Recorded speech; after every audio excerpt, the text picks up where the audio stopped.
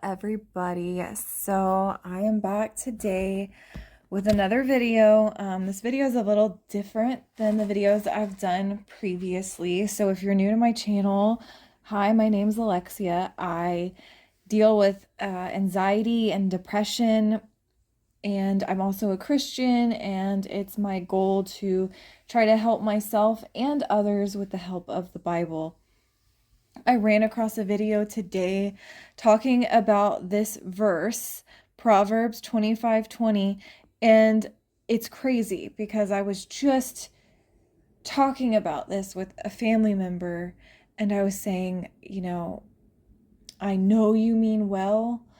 I know you're just trying to be positive, but for some reason, it somehow makes me feel like my feelings, my illness, they're just being disregarded and ignored, like it's just something I can just, like it's like a sweater I can take off when I'm too hot. Something like that. And I felt guilty because, like, oh, people are just trying to help. But this verse kind of puts it into perspective. So singing songs to a troubled heart is like taking off clothing on a cold day or like pouring vinegar on soda. So when you go down and it says, what does this mean? And it says, this verse speaks against careless, shallow reactions to another person's sorrow. All proverbs are general case statements, not absolute rules for all situations. There are times when it makes sense to take off an article of clothing in the cold, such as if it's soaked with water. Songs can help cheer a mourning person in the right situation. However, when someone is sad and discouraged, it's inappropriate to assume a simple song will make them feel better. Trying to comfort someone with overly simple measures is not merely ineffective, it's insulting. Well-meaning comments might seem to minimize the experience. Offered to those in grief, such comments can magnify the suffering. Classic examples are phrases like, there's a reason for everything, or at least it wasn't something worse. Even if those statements are true in a coldly logical sense, they're not usually helpful for the person grappling with the tragedy. Soda, in this case, probably refers to sodium carbonate, also referred to as washing soda, or I'm going to mispronounce this, natron. The original Hebrew word is, and again, I'm going to mispronounce this, nader. I know that wasn't right. Just bear with me, guys.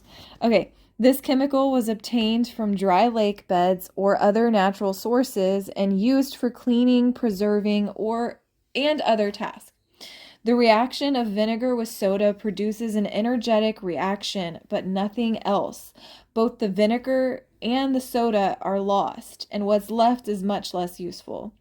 Trite attempts to cheer up those who mourn might spark a reaction, but not the one intended. Job's misguided comforters did more harm than good by speaking volumes to him when he was burdened with physical pain and grief. Sometimes the best course of action to take when comforting a discouraged person is simply to sit with him in silence. Paul understood there is a time to grieve and a time to rejoice, and he kept the two in perspective. He writes in Romans 12:15, rejoice with those who rejoice, weep with those who weep. Only an insensitive person tries to rejoice with someone weeping, as if they could force a change in the mood. So I found this verse. I've heard this verse before, of course, but this putting it into a little more perspective is amazing, and I don't feel so alone in that thought now. People might be well-meaning and they just want to help their friend. They love you. They want to help you be positive, and I understand all of that. But there is a time and place for everything. with my friends or family. Sometimes I just want to vent. If I need advice, I'll specifically ask for the advice. But sometimes I'm just venting about my situation. I know you're trying to be positive, but some things people can say to you when you're struggling with your anxiety, sometimes it really does do more harm than good. I know I had a situation recently where I was confiding in someone and I was saying, I don't think I can do this. This doesn't seem right for me. I don't seem good at this. I cannot do it. It's making me physically ill to think about doing this thing. And that person just said, well, you can do it. You can do it. And it's just, well, thank you. I know I can do it. There's just a mental block there. There's something going on in my head, heart, mind. It's an invisible illness, so people don't always know how to handle someone with anxiety and depression. I've been told before, why are you so anxious? You're not going to die from going and doing this thing.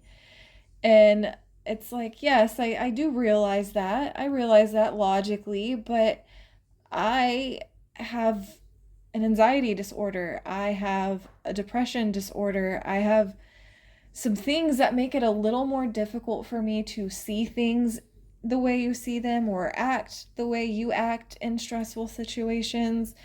So I don't know. I think this video is more so to tell you you're not alone if you feel the way that I felt. And also if you don't have anxiety and depression and someone in your life that you love does, this might help you know how to handle them a little better. So like it said down here, where did it say? Yeah, sometimes the best course of action